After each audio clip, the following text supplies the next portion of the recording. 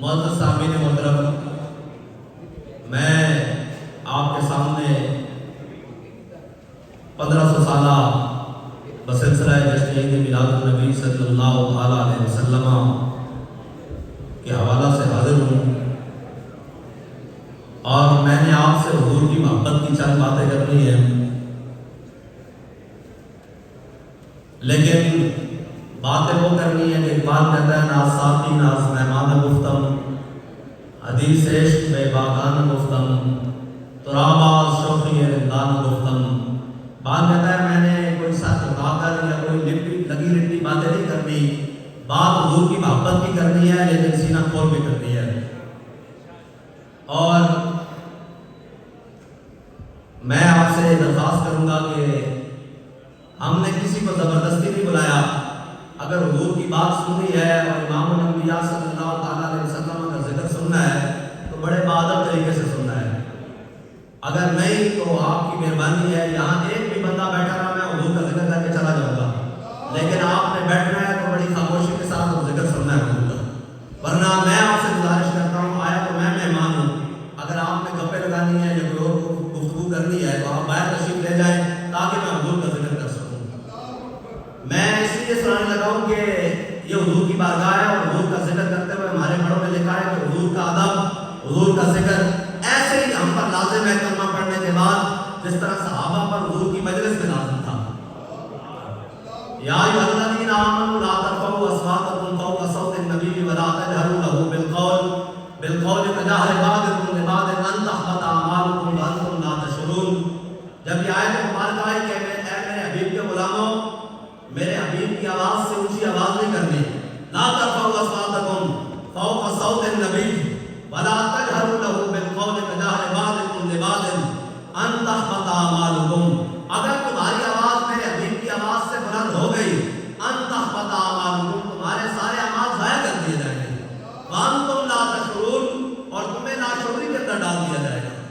اور اس آیت کے نازل ہونے کے بعد، اس کا جو شان نزول ہے، اس کے نازل ہونے کے بعد حضرت جناب سیدنا صدیق اکبر حضور سے ایسے گفتگو کرتے ہیں جیسے سرگوشیاں کی جاتی ہیں، اور حضرت فاروق اعظم ترجمان نبی، ہم زبان نبی، آپ کی آواز بھی بلند، شان بھی بلند، قامت بھی بلند، لیکن حضور کی بارگاہ میں اتنی آہستہ سے بات کرتے ہیں کہ حضور پوچھتے عمر کیا کہتے ہو، ذرا اونچی آواز سے کہو۔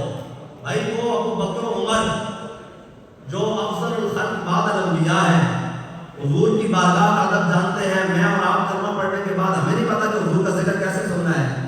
بھائی ہم رسمن ذکر کرنے والے نہیں ہیں، ہم یہاں رسمن نہیں آئے، نہ ہمارا کام ہے رسم سے، ہم حضور کا ذکر کرنے کے لیے آئے ہیں اور حضور کی بات سنانے کے لیے آئے ہیں۔ یہ میں نے دین کا لبادہ اوڑھا ہوا ہے، میں اگر دین کی عزت نہیں کروا سکتا تو میں بے عزتی کا باعث نہیں بنوں گا۔ اس لیے مہربانی کریں، ہم تو سمجھتے ہیں کہ آپ بڑے اور جانتے بھی ہیں، بالکل ہے بھی ایسے کہ آپ بڑے بڑے لکھے لوگ ہیں، لیکن جب بات ہو جائے حضور کی تو پھر خاموشی کے ساتھ سننا ہے، بڑے سلیقے کے ساتھ۔ میں آپ کو سناتا ہوں کہ جانور بھی حضور کا ادب جانتے ہیں، حضور کا ذکر آ جائے۔ حضرت اما عائشہ صدیقہ فرماتی ہیں کہ امام الانبیاء صلی اللہ علیہ وسلم کے گھر میں حاضر تھی، حضور کے گھر میں ایک بکری تھی، بکری کہتے ہیں کہ امام الانبیاء صلی اللہ علیہ وسلم جب کاشانہ اقدس سے باہر تشریف لے جاتے ہیں، حضور نماز کے لیے تشریف لے جاتے ہیں، کسی قبیلے کے صلح کے لیے تشریف لے جاتے ہیں، جنگ کے لیے تشریف لے جاتے ہیں، تو کہا کہ حضور کے غیر موجودگی میں وہ جو ہمارے گھر میں بکری تھی وہ پورے گھر کا چکر لگاتی، کبھی دائیں سے بائیں، جناب جنوب سے شمال، مشرق سے مغرب، پورے گھر میں اس نے ادھم مچایا ہوتا۔ کہا کہ جب امام الانبیاء صلی اللہ علیہ وسلم اپنے کاشانہ اقدس میں حاضر، حضور تشریف لے آتے اپنے کاشانہ اقدس میں، فلم یترمرم کراہیت انت بیا رسول اللہ، یہ حدیث کے الفاظ ہے، بخاری شریف میں ایک حدیث ہے۔ کہا کہ وہ بکری گھر کی ایک نکر میں بیٹھ جاتی اور فلم یترمرم کراہیت انت بیا رسول اللہ، اور ایسے سہم کے بیٹھ جاتی اور اپنی دم بھی زور سے زمین پر نہ مارتی، اس سے کہیں بے ادبی رسول نہ ہو جائے۔ یہ حضور کی بارگاہ ہے، اور باب جبریل کے پہلو میں ذرا دھیرے سے فخر کہتے ہوئے جبریل کو یوں پایا گیا کہ اپنی پلکوں سے در یار میں دستک دینا، اونچی آواز ہوئی اور گھر کا سرمایا گیا۔ یہ حضور کی بارگاہ ہے۔ اور علامہ اقبال کا ایڈیٹوریم ہے، اور علامہ اقبال سے پوچھتے ہیں اقبال تو بھی ادب رسول کے بارے میں کیا کہتا ہے، تیرا کیا خیال ہے؟ وہ اقبال ویسے حج پر تو نہیں کیا، بارگاہ میں پہنچا اور جا کر کہتا ہے کہ میں نے حضور کی بارگاہ میں سر رکھ دیا. آج پیش نظر وہ نوبہار اور دل ہے سجدے کو بے قرار. ارے روکیے سر کو روکیے, ہاں یہی تو امتحان ہے. اقبال کہتا ہے میں نے جا کر حضور کی بارگاہ میں سر رکھ دیا. کہتا ہے اس وقت کا بادشاہ عبدالعزیز آ گیا. وہ آگے کہنے لگا اے اقبال تم مشرک ہو گیا ہے, اتنا ادب رسول کرتا ہے, یہ تم نے کہاں سر رکھ دیا ہے؟ تو اقبال نے جو اس کو اپنی خیالاتی دنیا میں جواب دیا ہے, اقبال کہتا ہے سجود نیز عبدالعزیز این. اقبال کہتا ہے مجھے توحید نہ سکھا, میں مشرک نہیں ہوا. اس نے کہا کیا کر رہا ہے پھر تم نے سر کیوں رکھا ہوا ہے حضور کی بارگاہ میں؟ کہتا ہے سجود نیز عبدالعزیز این. اقبال کہتا ہے یہ سجدہ نہیں ہے اے بادشاہ وقت عبدالعزیز, یہ سجدہ نہیں ہے. وہ اقبال سے پوچھتا ہے پھر کیا ہے چیز؟ اقبال کہتا ہے سجود نیز عبدالعزیز این بروبم لیے خاک از در دوست. اقبال کہتا ہے حضور کے در پر میں نے سر اس لیے رکھا ہوا ہے کہ امام الانبیاء کی بارگاہ میں جو خاک گری ہے نا, اقبال اس کی اپنی پلکوں سے صفائی کر رہا ہے. یہ سرکار کا در ہے در شاہاں تو نہیں, جو مانگ لیا سو مانگ لیا اور بھی کچھ مانگ. دے سکتے ہیں کیا کچھ کے وہ کچھ دے نہیں سکتے, یہ بحث نہ کر ہوش میں آ اور بھی کچھ مانگ. حضور کی بارگاہ ہے یہاں تو ادب گاہ زیر آسمان عرش ناز اتر اور نفس گم کر دمی آیت جنید الباجزیدی کا. یہ حضور کی بارگاہ ہے. لہذا جب بھی جہاں بھی دنیا میں کہیں اللہ اور اس کے رسول کا ذکر آ جائے, وَإِذَا تُلِيَتْ عَلَيْهِمْ آيَاتُهُ زَادَتْهُمْ إِيمَانًا. قرآن کا یہ فیصلہ ہے کہ جب ان کے سامنے اللہ اور اس کے رسول کی جناب ذکر کیا جائے, اللہ کی آیتیں تلاوت کی جائے, زَادَتْهُمْ إِيمَانًا, ان کا ایمان بھی زیادہ ہو جاتا ہے اور ان کے ساتھ جھک جاتے ہیں اللہ اور اس کے رسول کے حکم کو سن کر. اس لیے ہم رسمن والے نہیں ہیں بھائی. ہم آپ کو آ کر کہیں کہ ماشاءاللہ یہ سارے عاشق رسول ہیں. عاشق رسول وہ ہے جس کے دل میں اللہ اور اس کے رسول کی محبت موجود ہے. اس لیے آپ دنیا میں جہاں کہیں بھی جائیں, جو کچھ بھی کریں, لیکن جب اللہ اور اس کے رسول کا حکم آ جائے تو پھر سر جھکا دینا ہے. حضرت مولا کائنات علی المرتضیٰ رضی اللہ تعالیٰ عنہ, حضرت مولا کائنات سواری پر سوار ہونے لگے تو آپ نے سواری پر پاؤں رکھتے ہی مسکرائے. صحابہ نے کہا حضور آپ کیوں مسکرائے ہیں, اے علی المرتضیٰ آپ کیوں مسکرائے ہیں, یہ سنیے کا ادب رسول کیا ہے. انہوں نے کہا میں نے اس لیے مسکرایا ہوں کہ میں نے اپنے آقا اور مولا کو جب بھی سوار ہوتے دیکھا حضور مسکرائے تھے, اس لیے میں مسکرا گیا. یہ حضور کی بارگاہ ہے. اور عروہ بن مسعود یہ بھی مسلمان نہیں ہوئے. صلح حدیبیہ کے موقع پر لوگ بڑے صلح حدیبیہ کی بات کرتے ہیں, محبوب غم گسار کی محنتوں کا یہ خوب ہم نے صلہ دیا, جو ہمارے غم میں سدا رہے انہیں ہم نے دل سے بھلا دیا. تیرے سوروں مدر کے باپ کے ہم ورد الٹ کر گزر گئے اور تیری روایتوں کی حکایتوں نے ہمیں مزہ دیا, اور ہم تیرے مزار کی جادیوں کی مدحتوں میں مگن رہے, اور تیرے دشمنوں نے تیرے چمن میں خدا کا جال بچھا دیا.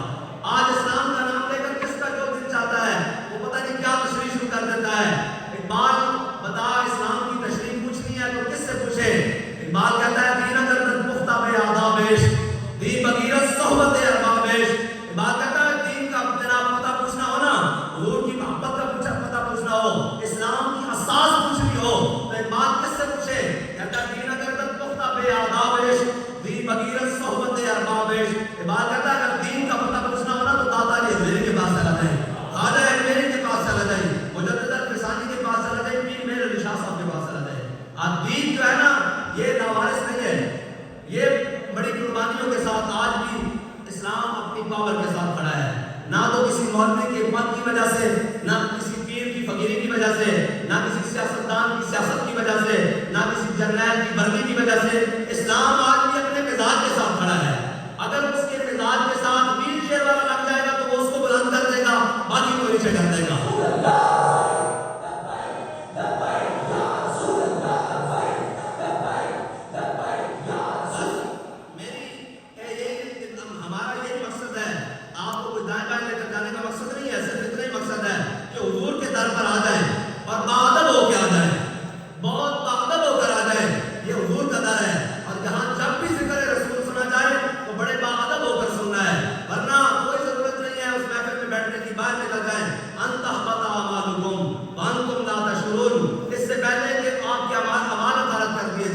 ضروری نہیں ہے کہ آپ وہیں بیٹھے رہیں, گپے ہانکتے رہیں.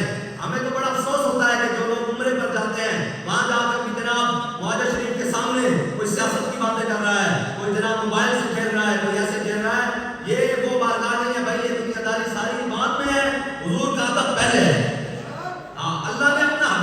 کیا ہے اور اپنا حبیب بھیجا ہے اس امت کے اوپر.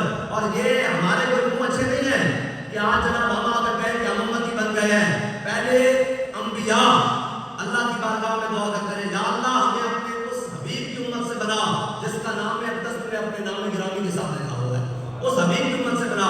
اور وہ انبیاء اولو العزم انبیاء، خلق سے اولیاء، اولیاء سے رسول، اور رسولوں سے اعلیٰ ہمارا نبی. کرم و بدلی رسولوں کی ہوتی رہی، چاند بدلی سے نکلا ہمارا نبی. اور کیا خبر کتنے تارے کھلے چھپ گئے، پر نہ ڈوبے نہ ڈوبا ہمارا نبی. بہرحال میں آپ کو بات کی سنا دوں گا، پہلے انبیاء وہ دعا کرتے رہے اللہ کی بارگاہ میں، یا اللہ ہمیں اپنے حبیب کی امت میں سے بنا. تو آپ اور مجھے یہ اعزاز مفت میں مل گیا ہے. ہم نے کوئی نیکیاں عالم ارواح میں کسی نے کوئی نیکی نہیں کی کہ جناب ہمیں یہ بن کے یہاں بڑی عجیب بناتا ہے. حضرت جنید بغدادی بغداد کی گلی میں ایسے گزر رہے، ایک کتا گزر رہا، آپ ہاتھ باندھ کے کھڑے ہو گئے. کسی نے کہا حضور یہ جانور ہے، کتا ہے، آپ اس کے آگے ہاتھ باندھ کے کھڑے ہو گئے. حضرت جنید بغدادی نے کہا یار اس کتے نے زبان حال سے میرے پر ایک سوال چھوڑا ہے. انہوں نے کہا جی کیا سوال چھوڑا ہے؟ انہوں نے کہا یہ کتا مجھے کہتا ہے کہ جنید آج تو بڑا تو جناب بڑا پاسا بنا ہوا ہے، بڑا اللہ کرتا ہے، بڑی نمازیں پڑھتا ہے، بڑے روزے دیتا ہے، بڑے جناب عبادتیں کرتا ہے. ہمیں یہ تو بتا کہ عالم ارواح میں تو نے کون سی نیکی کی کہ اللہ نے تجھے انسان بنایا، اور میں نے کون سا گناہ کیا کہ اللہ نے مجھے کتا بنا دیا ہے. حضرت جنید بغدادی کہتے ہیں میں ہاتھ باندھ کے اس کے سامنے کھڑا ہو گیا کہ یہ تو اس کا محض فضل تھا کہ اس نے مجھے انسان بنا کر دنیا میں بھیجا ہے. اور ہمیں صرف انسان بنا کر نہیں بھیجا، اپنے حبیب کی امت بنا کر بھیجا ہے. اور وہ بھی امت کون سی؟ عطائے عرب، جلائے کرم، فیوز نجب، بغیر طلب، یہ رحمت رب ہے کس کے سبب، برب جہاں تمہارے لیے.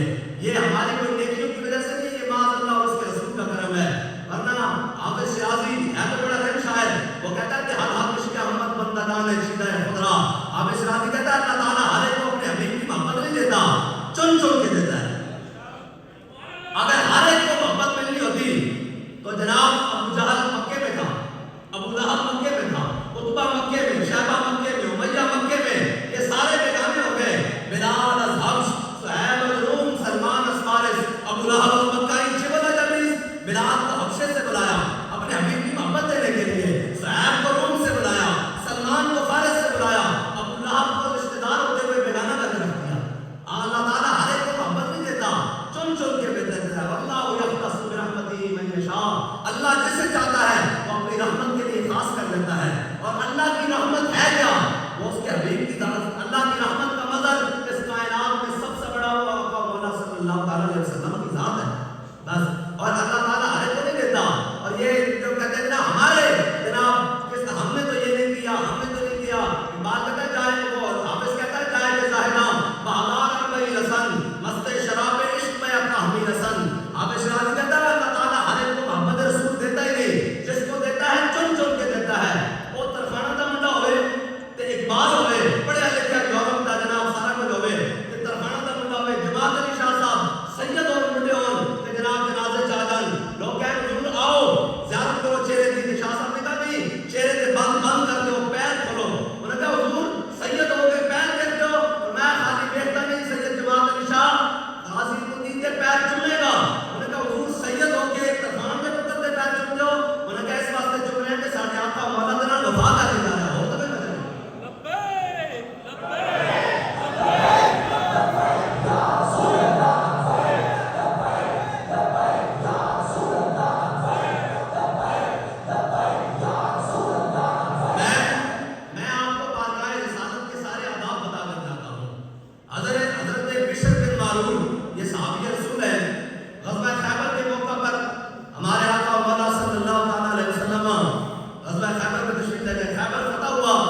حضور اپنے جناب خیمے میں جلوہ گر ہیں. اتنی دیر میں امام الانبیاء صلی اللہ علیہ وسلم کے سامنے ایک بکری کی بھنی ہوئی ران لے کر آئی گئی، دستی لے کر آئی گئی، بکری بھنی ہوئی. جب حضور کے سامنے آئی تو امام الانبیاء صلی اللہ علیہ وسلم جب لقمہ لینے لگے تو وہ دستی کا گوشت خود بول اٹھا. یہ تو لوگ کہتے ہیں نا کہ تیری نگاہ ناز سے دونوں مراد پا گئے، عقل قیام و جستجو عشق حضور و اضطراب. وہ بکری کا جو گوشت ہے نا دستی کا وہ بھنا ہوا وہ حضور کے سامنے بول رہا. کہنا یا رسول اللہ مجھے تناول نہ کیجیے گا، میرے اندر زہر موجود ہے. حضور نے وہ گوشت رکھ دیا.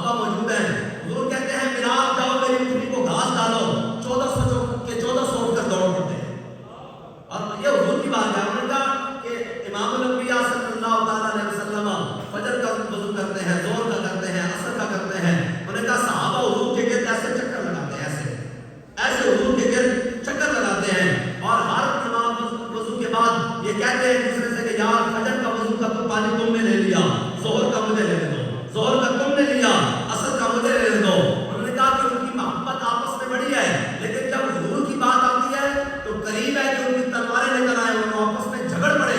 اس نے کہا آگے تم نے کیا دیکھا؟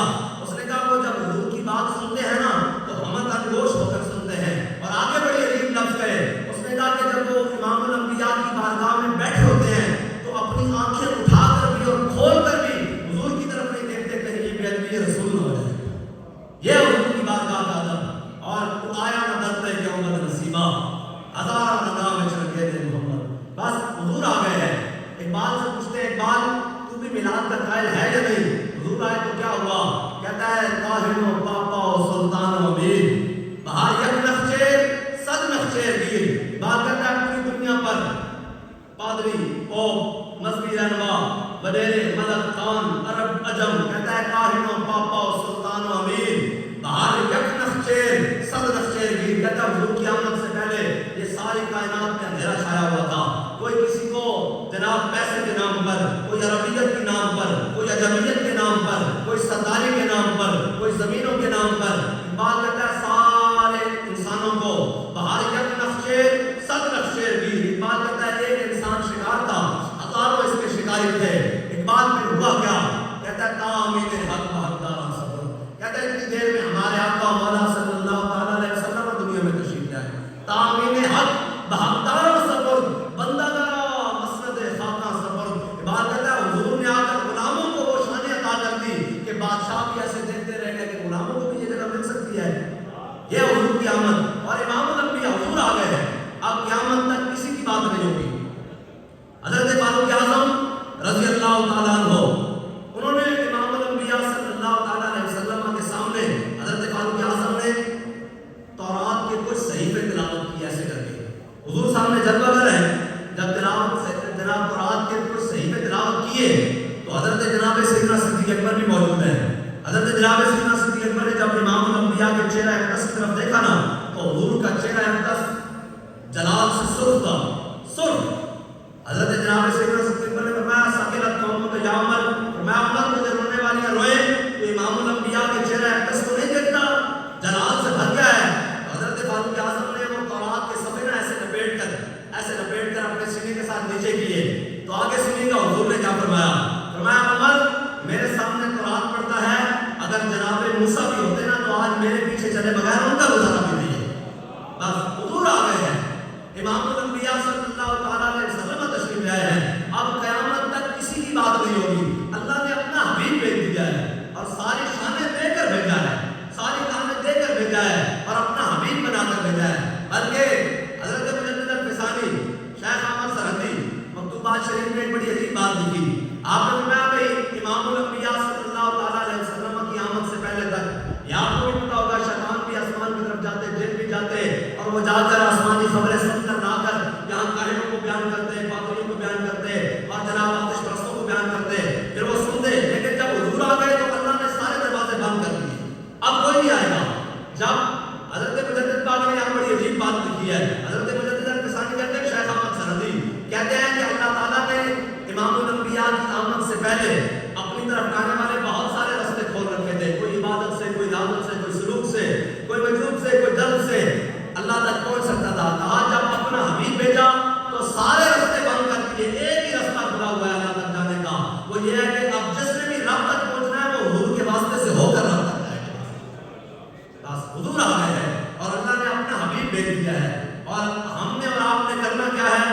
حضور سے محبت کرنی ہے اور کرنی ہے کرنی ہے اور حضور سے محبت پوچھ پوچھ کر نہیں کرنی. کائنات میں ہر چیز کا ایک پیمانہ ہو سکتا ہے لیکن محبت رسول کا کوئی پیمانہ نہیں. اگر ہم نے محبت پوچھنی ہے تو ہم نے کسی دائیں بائیں سے نہیں پوچھنی. وہ صحابہ سے لے کر آج تک جو پاکان امت ہیں انہوں نے جس طرح حضور سے محبت کیا ہم نے وہ محبت کر دی ہے.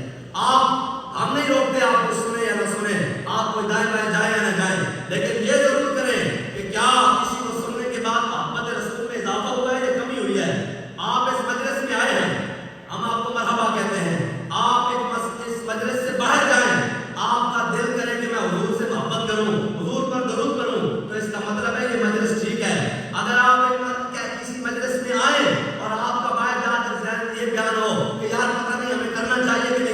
چاہیے. پھر وہ مجلس نہیں ہے, وہ پھر وہی ہے والذین اتخذوا مسجدا ضرارا وکفرا وتفریقا بین المؤمنین وارصادا لمن خالف اللہ ورسولہ.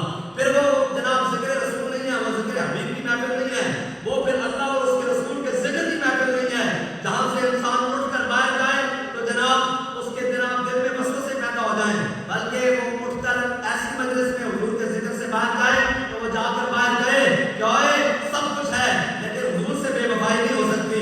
اس کی ایک ہی بات ہے کہ مر ہی جاؤں جو اس در سے جاؤں دو قدم, کیا بچے بیمار غم قربے مسیحا چھوڑ کر, اور سیر گلشن کون دیکھے دشت طیبہ چھوڑ کر, اور سوئے جنت کون جائے در تمہارا چھوڑ کر.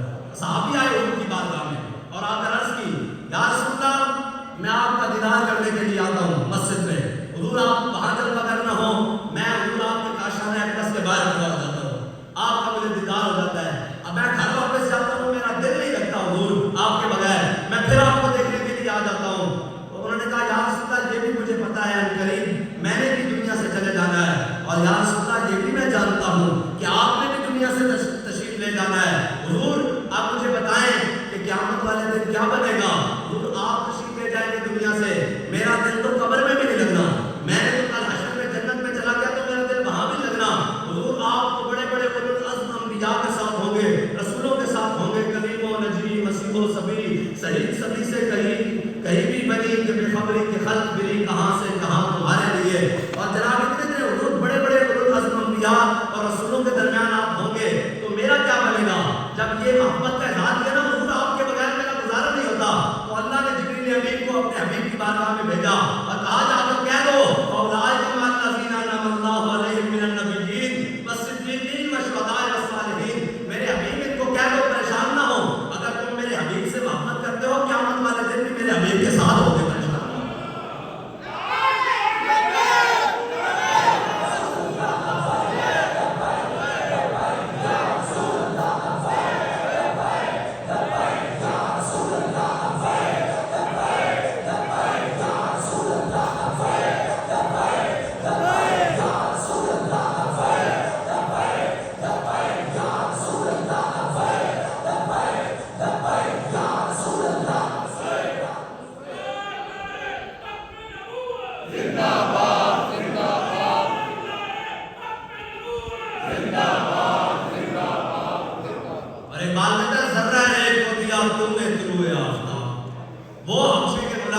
جن کو اسلام لانے سے پہلے قریشی اور ہاشمی اپنی تھوک بھی نہیں پھینکتے تھے, کہتے تھے ہماری تھوک زیادہ قیمتی ہے, یہ حبشی غلاموں کی کیا حیثیت ہے.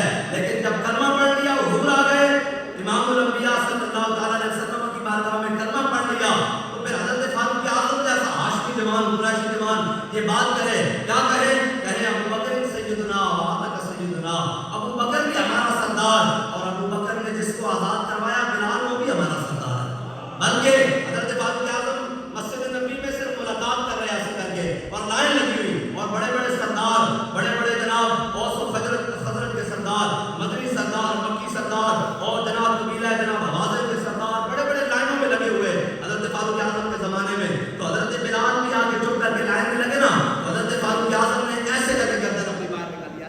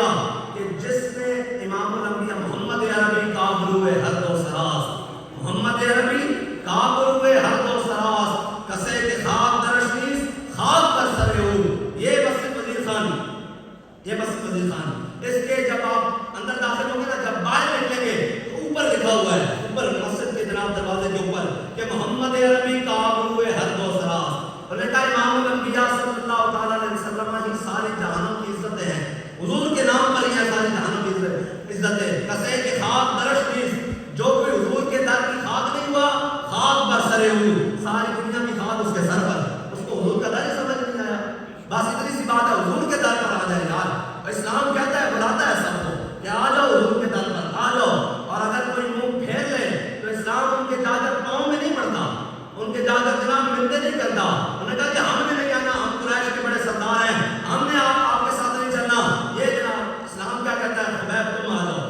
مصعب تم آ جاؤ، جناب بلال تم آ جاؤ، صہیب تم آ جاؤ، اور سلمان تم آ جاؤ، اور اپنوں کو بیگانہ کر کے رکھ دیتا ہے، بلکہ امام الانبیاء صلی اللہ تعالیٰ علیہ وسلم کی محبت ہی کا اصل میں ایمان ہے، بات کہتا ہے مغز قرآن روح ایمان جان دین، قرآن کا مغز روح ایمان، ایمان کی روح جان دین، دین کی جان، حسب حب رحمت للعالمین، وہ کہتا ہے یہ سارا کا سارا حضور کی ذات ہے، مصطفیٰ میرے ساخش راکتی ہماؤس گھر باؤنا رسیدی تمام الہابی، بات کہتا ہے گل سن سارا کا سارا حضور دین حضور کی ذات ہی، مصطفیٰ میرے ساخش راکتی ہماؤس، کہ حضور دے در تک پہنچ گیا تے پھر جب دین سمجھ آ گیا، گھر باؤنا رسیدی جے تو حضور دی بات تک نہیں پہنچ گیا تمام الہابی، بات کہتا ہے پھر تیرے جب الہاب کے درمیان کوئی فرق نہیں، بس حضور آ گئے اور حضور کی ہی بات کرنی ہے، اور بات بڑے کھلے دل سے کرنی ہے، اگر میں اپنے باپ کی بات کروں نا تو آپ کو اعتراض ہوگا، کائنات میں کسی اور کی بات کرے تو اعتراض ہوگا، لیکن جب حضور کی بات آ جائے گی نا پھر امتی ہو اور کلمہ پڑھنے والا ہو پھر وہ دائیں بائیں جا نہیں سکتا، اقبال کہتا ہے کہ ذاکر ملت را حیات از عشق اوست اور برق و ساز کائنات از عشق اوست، اقبال کہتا ہے یہ امت جو بڑے بڑے بکھیڑوں میں بکھری ہوئی ہے، آج تک اس کا کوئی والی وارث نہیں، اس کی جناب اس جناب نیا کو کوئی پار لگانے والا نہیں، بات بتا پھر تیرے پاس کوئی فارمولہ ہے کہ پوری امت ایک ہی جگہ پر اکٹھی ہو جائے، تو کہتا ہے حضور کی ذات ہے، ایک بات کیسے ہوگی، کہتا ہے ذاکر ملت را حیات از عشق اوست، کہتا ہے پوری امت دوبارہ زندہ بھی ہو سکتی ہے اور اکٹھی بھی ہو سکتی ہے، وہ امام الانبیاء صلی اللہ تعالیٰ علیہ وسلم کی محبت میں ہو سکتی ہے اور کسی چیز میں نہیں ہو سکتی، بس، اور آج تک قیامت تک مومن کا دل ما جعل اللہ لرجل من قلبین فی جوفہ، اللہ تعالیٰ نے سینے میں دو دل نہیں بنائے، جس سینے میں حضور کی محبت نہ ہو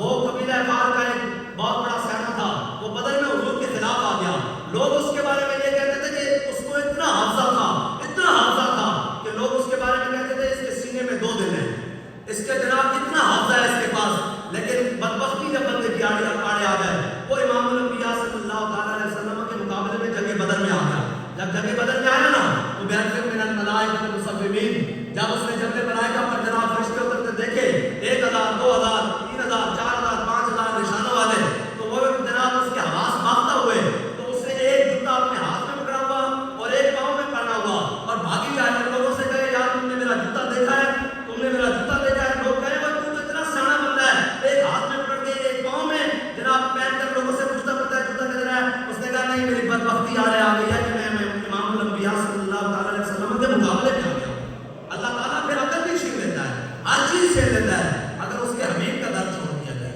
بخدا خدا کا یہی ہے در، نہیں اور کوئی مفر مکر، جو وہاں سے ہو یہی آ کے ہو، جو یہاں نہیں تو وہاں نہیں، حضور امام الانبیاء صلی اللہ تعالیٰ علیہ وسلم کا میراج شریف آ گیا ہے، اور یہ 1500 سالہ آ گیا ہے، 1400 سال میں ہم نہیں تھے اور 1600 سال میں بھی ہم نہیں ہوں گے، لیکن کم از کم 1500 سالہ اللہ تعالیٰ نے ہمیں عطا کر دیا ہے، میں آپ سے درخواست کروں گا ایک مومنانہ آپ تمام مسلمانوں سے کہ کم از کم 12 ربیع الاول والے دن جس نے بھی کلمہ پڑھا ہے حضور کی محبت رکھتا ہے اس کو دنیا کا اور کوئی کام نہیں ہونا چاہیے، صرف ایک ہی بات ہونی چاہیے کہ وہ خود بھی نکلے اپنے بچوں کو بھی بازار اور گلی کوچے میں نکلے اور پوری دنیا کو یہ پیغام دے کہ یہ فاقہ کش جو موت سے ڈرتا نہیں ذرا روح محمد اس کے بدن سے نکال دو، آپ اس پوری دنیا میں ایک پیغام دے کہ اوے تم جناب سارا کچھ ہم سے لے لو، تم نے مہنگائی کی ظلم کیے اور جناب ساری بدماشیاں کی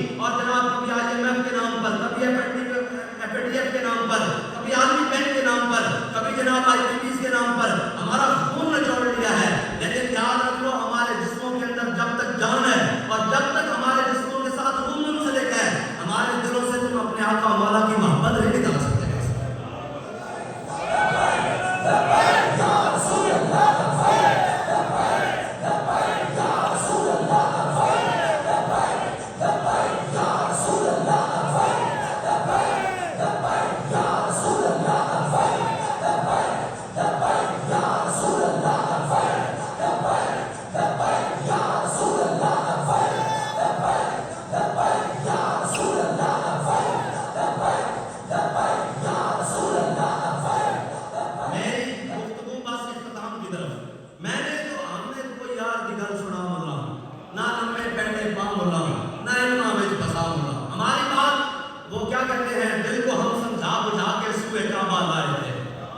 دل کو ہم سمجھا بجھا کے سوئے کعبہ لائے تھے، اب دل ہمیں سمجھا بجھا کے سوئے جانا لے چلا. ہماری تو بات جہاں سے بھی کوئی جماعت، اور یہ حضور آگے ہیں، جہاں سے بھی کوئی کائنات میں جمع تفریق کر کے لائے گا، آگے حضور کی ذات ہے. جہاں سے بھی کوئی جمع تفریق کر کے لائے گا، جو علم، حکمت، تدبر، حکومت، فلسفہ، جہاں بھی کوئی جناب جمع تفریق کر کے لائے گا، آگے حضور کی ذات کھڑی ہے. بس اللہ نے اپنے حبیب بھیج دیے. میں آپ کو بتانے لگا ہوں محبت رسول سے ہوتا کیا ہے.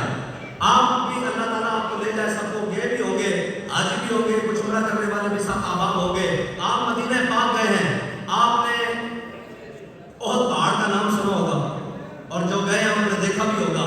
احد پہاڑ، میرے آقا مولا صلی اللہ علیہ وسلم نے فرمایا کہ قیامت والے دن احد پہاڑ کو ایسے ہی اٹھا کر جنت میں رکھ دیا جائے گا. صحابہ نے کہا حضور پتھر بھی جنت میں جائیں گے؟ حضور نے فرمایا اس لیے کہ احد ہم سے محبت کرتا ہے اور ہم احد سے محبت کرتے ہیں. اب بھائی پتھر کا کیا تعلق ہے حضور سے محبت کرنے کا؟ تو اس پر بڑی عجیب بات ہے. ہم نے امیر المجاہدین بابا جی کی بارگاہ میں کہا کہ ہمیں بتائیں یہ حدیث بات کیسے ہے. اور آگے جبل عیر ہے، آپ میں سے جو حاجی گئے ہیں مدینہ پاک، جبل عیر، حضور نے فرمایا کہ ہم سے بغض رکھتا ہے اور ہم بھی اس کو کوئی اچھا نہیں سمجھتے، یعنی ہمیں بھی اچھا نہیں لگتا. حضور نے فرمایا قیامت والے دن یہ بھی ایسے اٹھا کے جہنم کے دروازے پر رکھ دیا جائے گا. ہیں دونوں پتھر، ہیں دونوں پہاڑ، ہیں دونوں مدینے کی وادی میں، اور ہیں بھی جناب ایک ہی جناب اسی فضا میں، لیکن ایک جنت میں جائے گا اور ایک جہنم میں جائے گا. ہم نے کہا کہ یہ کیا بات ہوئی؟ ایک پتھر ہے، ایک پہاڑ ہے، وہ جنت میں جائے گا، ایک پتھر ہے، ایک پہاڑ ہے، وہ جہنم میں جائے گا. کہا اس لیے کہ جو احد کا پہاڑ ہے نا، اس کے دامن میں صحابہ بھی کرتے ہیں، صحابہ بھی کرتے ہیں. اور جب صحابہ نے حضور سے محبت کی تو اس محبت کے اثرات اس پتھر پر، ان پتھروں پر پڑے، اس پہاڑ پر پڑے. یہ پہاڑ بھی حضور سے محبت کرنے لگا اور اس لیے یہ جنت میں چلا جائے گا. حضور نے کہا یہ ہم سے محبت کرتا ہے. اور کہا جبل عیر، جبل عیر جو پہاڑ ہے اس کے دامن میں منافقوں کے گھر تھے. منافق والذین یقولون لا رجعنا الی المدینہ، یقولون لا رجعنا الی المدینہ لیخرجن العز منها الاذل وللہ العزۃ ولرسولہ وللمؤمنین ولکن المنافقین لا یعلمون. اور ان المنافقین فی الدرک الاسفل، جو منافق تھے، کہا کہ جبل عیر کے دامن میں منافقوں کے گھر تھے، وہ حضور سے بغض رکھتے تھے. ان کے بغض کے اثرات پتھروں پر پڑے، وہ حضور سے بغض رکھنے لگ پڑا. یار لوگ کہتے ہیں کہ ہمیں کچھ نہیں ہوتا. میں نے کہا جو حضور سے محبت رکھے اس کی بات سنو، تم بھی حضور سے محبت کرنے لگ پڑو گے.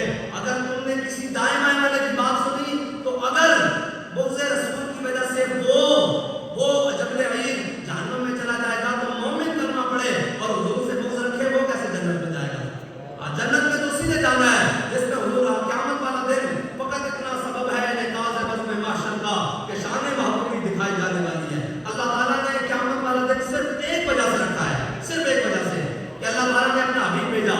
حضرت آدم علیہ السلام سے لے کے جناب عیسیٰ ابن مریم تک سب نے آ کر کہا کہ اللہ کا حبیب آ رہا ہے، وہ خاتم النبیین آ رہے ہیں، وہ اتنی شانوں والا آ رہا ہے، وہ مدثر آ رہا ہے، مزمل آ رہا ہے، وہ اشکان کا مالک آ رہا ہے. لوگوں نے کہا چلو آئیں گے تو ہم دیکھیں گے. لوگ دنیا گزرتی گئی، دنیا سے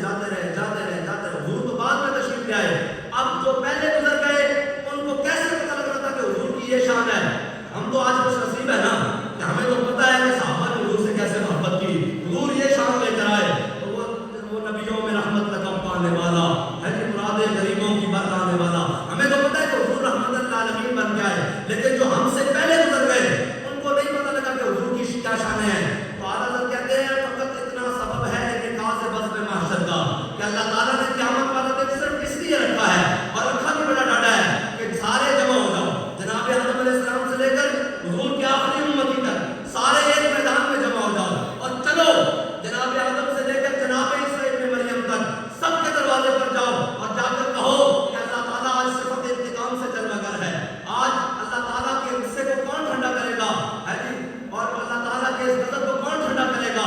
تو جا کے سارے کہیں سب الا غیری حسن یوسف ضمیر ساجد میداداری سب کے دروازے پر جاؤ، وہ کہے سب الا غیری، جاؤ کسی اور کے دروازے پر، لوگ جا کر کہیں گے جناب ابراہیم آپ تو خلیل اللہ ہیں، اللہ کے دوست ہیں، آج اللہ کو کہیے کہ ہم پر رحم کرے، تو جناب ابراہیم کہیں گے سب الا غیری، اللہ کے سامنے آج جانے کی کسی کی مجال نہیں، جاؤ کسی اور کے دروازے پر۔ اولین سے آخرین تک جناب آدم علیہ السلام سے لے کر آخری امتی تک سارے دروازے کھلے جائیں گے، کوئی ان کی بات نہیں سنے گا، صرف امام الانبیاء سے اپنا دامن رحمت کھول کے کھڑے ہوں گے اور کہہ رہے ہوں گے انا لہا انا لہا انا لہا، تم کہاں تک یہ کھاتے پھرتے ہو، اس کام کے لیے تو اللہ نے مجھے چنا ہوا ہے آج کے دن۔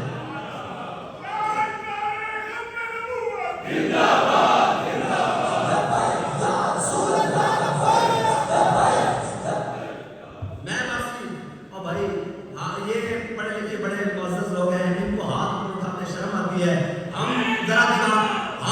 ذرا دیوانے لوگ ہیں، ہم تو ہاتھ اسی لیے اوپر اٹھاتے ہیں کہ قبر میں ایک سوال ہونا ہے، وہاں جا کر ہر کسی کا نعرہ جو جس کا کھاتا ہے اسی کا گاتا ہے، ہم بھی کسی کا کھا رہے ہیں اور ہم بھی کسی کے نوکر ہیں، کسی کو کسی کی نوکری پر مان ہوگا، ہم بھی ایک نوکر ہیں، ہم بھی ایک جناب وہ جب ہم جیل میں گئے تو وہ کہنے لگا آپ کو اس پر سائن کرنے ہوں گے، میں نے کہا کیوں؟ کہتا ہے میری نوکری کا مسئلہ ہے، میں نے کہا یار تیری ایک نوکری کا مسئلہ ہے، میری نوکری کا مسئلہ ہے، تو جدھر کا نوکر ہے تجھے تیری نوکری مبارک، ہم بھی اس در کے نوکر ہیں، ہمیں ہماری نوکری مبارک۔ بہرحال جو جس کا کھاتا ہے اسی کا کھاتا ہے، یہ سب نعرے جناب ہم تو صرف یہ نعرہ لگاتے اس لیے ہیں کہ جناب دنیا میں ہم نے رہنا ہے اور حضور کا نام لینا ہے، باقی کسی کا نعرہ نہیں لگانا، اور قبر میں ہم نے پہنچنا ہے تو انہوں نے پوچھنا ہے کہ ما کنت تقول فی حق ھذا الرجل، تیسرا سوال یہی ہے، ما کنت تقول، یہ ماضی استقراری کا سیدھا ہے، بتاؤ دنیا میں ان کے بارے میں کیا کہتے رہتے تھے،